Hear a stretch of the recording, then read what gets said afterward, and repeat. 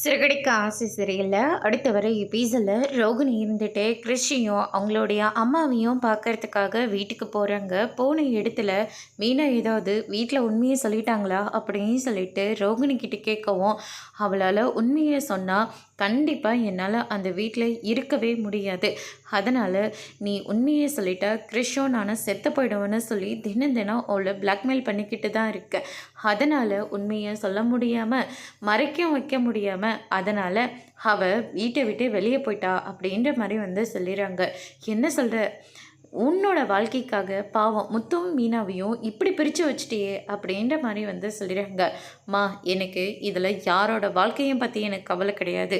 நான் மனோஜோட சந்தோஷமாக வாழணும். அதுக்கு யார் தடையாக இருந்தாலையோ கண்டிப்பாக நான் சும்மா விடவே மாட்டேன் அப்படின்ற மாதிரி சொல்லிடுறாங்க. அதுக்கு அடுத்து தான் பார்த்திங்கன்னா ரோகிணி அங்கேருந்து கிளம்புனதுக்கப்புறமா க்ரஷ் இருந்துட்டு, அம்மா பண்ணுறது தப்பு தானே பாட்டி, மீனாண்டி ரொம்பவே நல்லவங்க, முத்து அங்கிளும் ரொம்ப நல்லவங்க, அவங்க 2 பேரும் சந்தோஷமாக இருக்கணும்.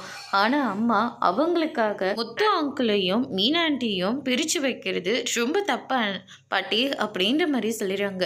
சின்ன பையனுக்கு இருக்கிற அறிவு கூட உங்கள் அம்மாவுக்கு இல்லாமல் போச்சேடா அப்படின்னு சொல்லிட்டு அவங்களுடைய பாட்டியும் ரொம்பவே வருத்தப்படுறாங்க.